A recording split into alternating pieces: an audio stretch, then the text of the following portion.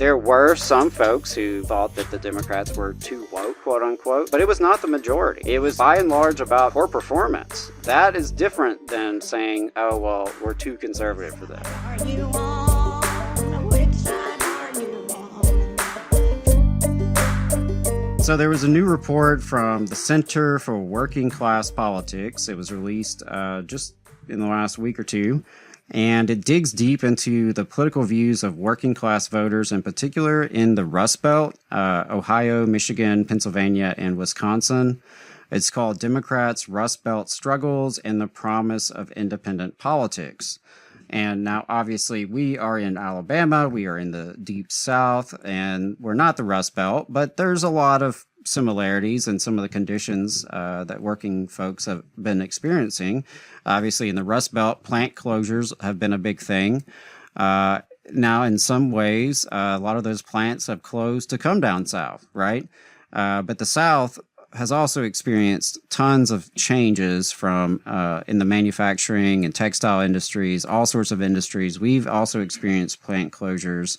And of course, we can relate to low wages and union busting and a political establishment that's more or less ignored working people for decades. So the report comes from, like I said, the Center for Working Class Politics, the Labor Institute, Learn at Rutgers, Jacobin, YouGov. So they were all involved with it. And, you know, basically we're asking what kind of politics actually speaks to working class people, not just in theory, but in practice. And looking at some of the key findings. I mean, it's an 81-page report, so it's quite detailed. You'll have to check it out for yourself. There was a webinar earlier this week where they discussed some of these findings. It was kind of a kickoff event. UAW's president, Shawn Fain, was there giving some remarks about it as well. So the first key finding is that economic populism is popular everywhere. The researchers found that strong, unapologetic economic populism that calls out corporate greed and stands up for working people is broadly popular across class, race, and geography. Something they found was that support for economic populist messages had plus 45 net support overall. So you took the support and you subtract the opposition, and it still was plus 45 for economic populist messages. And the stronger, more direct populism outperformed soft versions by about 11 points. And I'll talk more about that in a second. But it especially resonated with non-college, low-income, young, Latino, and insecure workers. So messages that directly name corporate greed and economic elites as the problem outperformed the softer populist light alternative by around 11 points. So, if you talk strongly as an economic populist instead of like a typical Democratic Party consultant, people actually respond, at least according to this research. And that's something, that resonates in organizing too, right? When you name the boss as a problem, people know what you're talking about. And instead of talking around in circles to avoid blaming who's really to blame. Another key finding is that the Democratic brand is possibly dragging down the message. Across the board, Democratic candidates underperformed in... let me correct this. I will say they looked at 4 states, Michigan, Ohio, Wisconsin, and Pennsylvania. Pennsylvania was a little bit of an outlier. But in Michigan, Ohio, and Wisconsin, Democratic candidates underperformed identical independent candidates by about 8 points and as much as 15 points. In other words, you have 2 hypothetical candidates, one running on the Democratic ticket, one running on the independent ticket. They have the same platform. They're the same, hypothetical here. Who do you prefer? And folks preferred the independents over the Democrats. And the Democrats did real brand damage there, it looked like.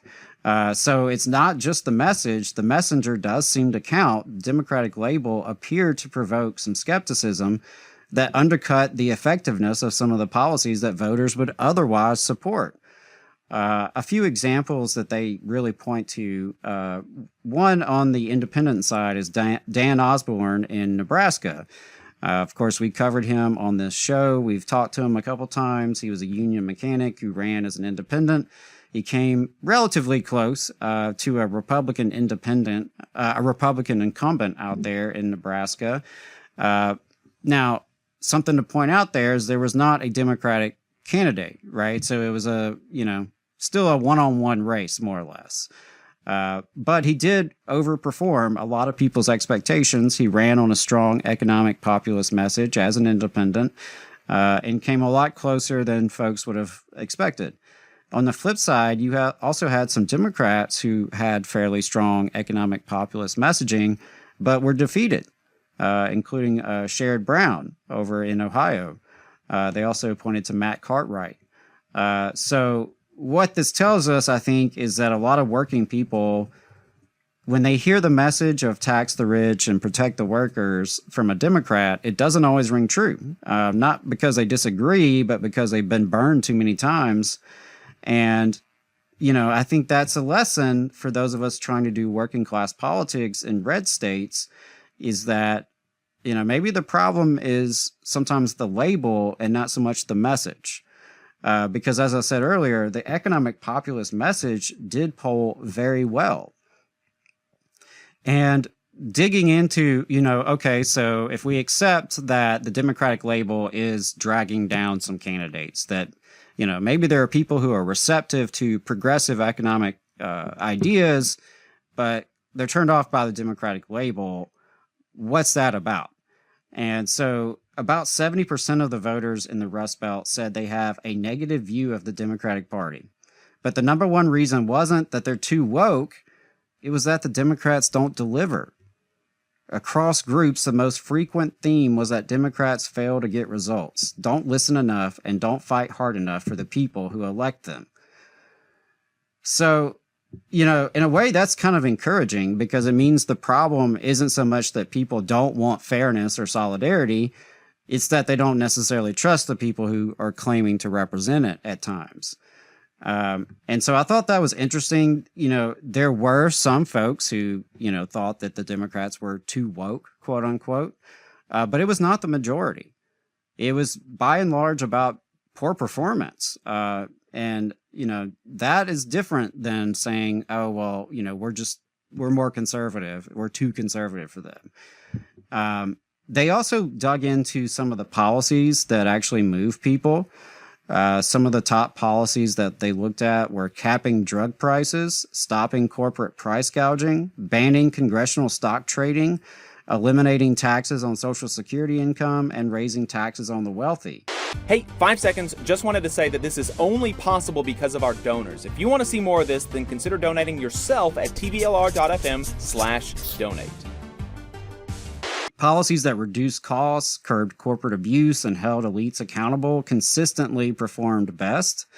They also took a relatively unknown policy and really tested that to see how popular it would be. And one of the most popular and least known ideas was banning mass layoffs by companies that take public money.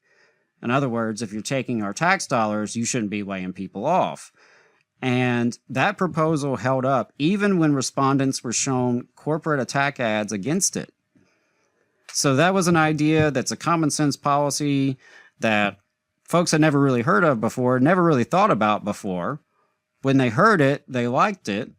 And then even when they were given some attack ads against it, it still performed pretty well, right? Especially then if you followed it up with positive messaging. So, that's a pretty common sense working class policy. If you receive public tax dollars, we should have some say so before you have these mass layoffs. Whether you're getting economic incentives and subsidies or federal contracts or state contracts, if our tax dollars benefit you as a company, we should have a voice before you start laying off a bunch of folks. And they define mass layoffs as 50 or more workers. And of course, the Rust Belt has been disproportionately impacted by that. So, looking at some of the promises and the limits of independent working class politics, they tested a hypothetical organization This organization does not exist. It's just a hypothetical. The Independent Workers Political Association. And it, described as what it sounds like. An association for political workers who want to be independent of the two major parties. 57% of Rust Belt voters said they'd support creating a new independent workers political association. Support was especially strong among non-college, renters, young voters, and the economically insecure. Even half of Trump voters in some subgroups expressed support. So that means there could be some opportunity to fill the political vacuum left by the Democratic Party's brand problems with more independent candidates. And it does suggest that people are hungry for politics that's not just Democrats versus Republicans, but more us versus them.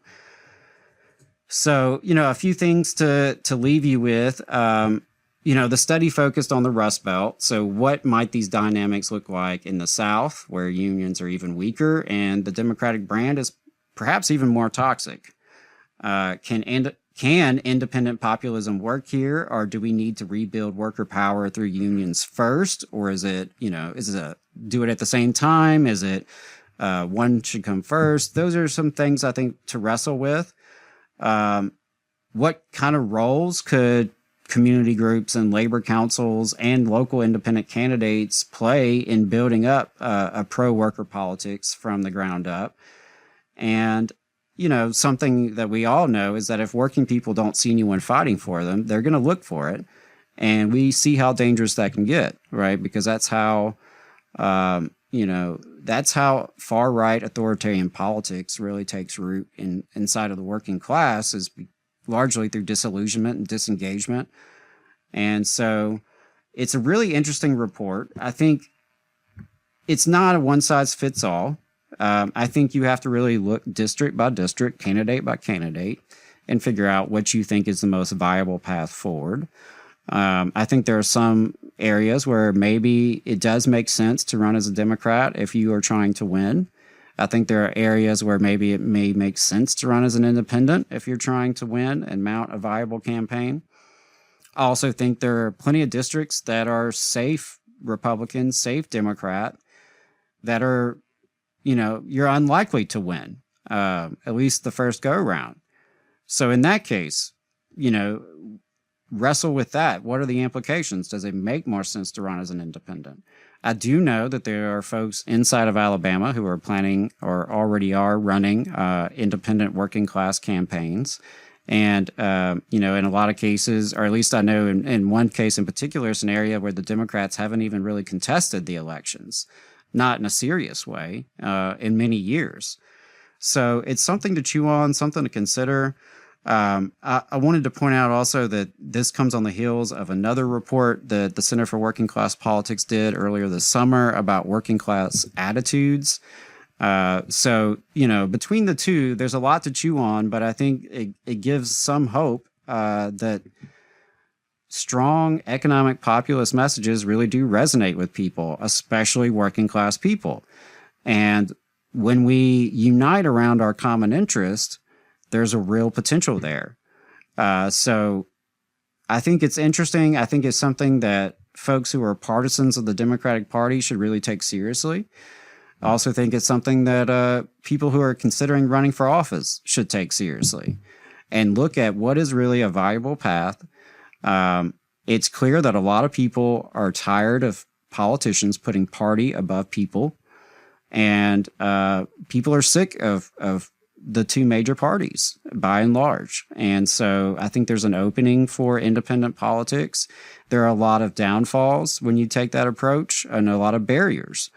There are some people you may not reach as an independent versus running as a Democrat or a Republican, right? There are loyal bases in those parties who are going to vote for those parties pretty much no matter who they run. In Alabama and in much of the South and a lot of places in this country, ballot access is very difficult for independent candidates.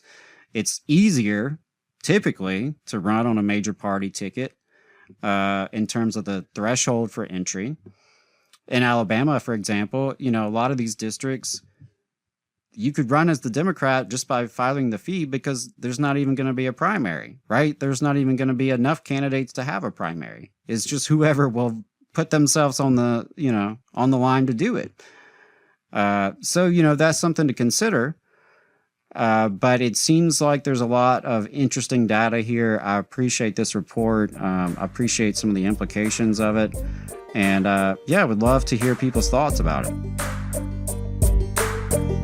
You just saw a clip from the Valley Labor Report. We are live every Saturday morning from 9:30 a.m. till 12:30 p.m. And we pride ourselves on keeping all of our content free to everybody so that we can talk to as many working folks as possible. If you support the work that we're doing, you think that it's important, you think that it's good, then consider making a monthly contribution to the project, and you can do that on our website, tvlr.fm.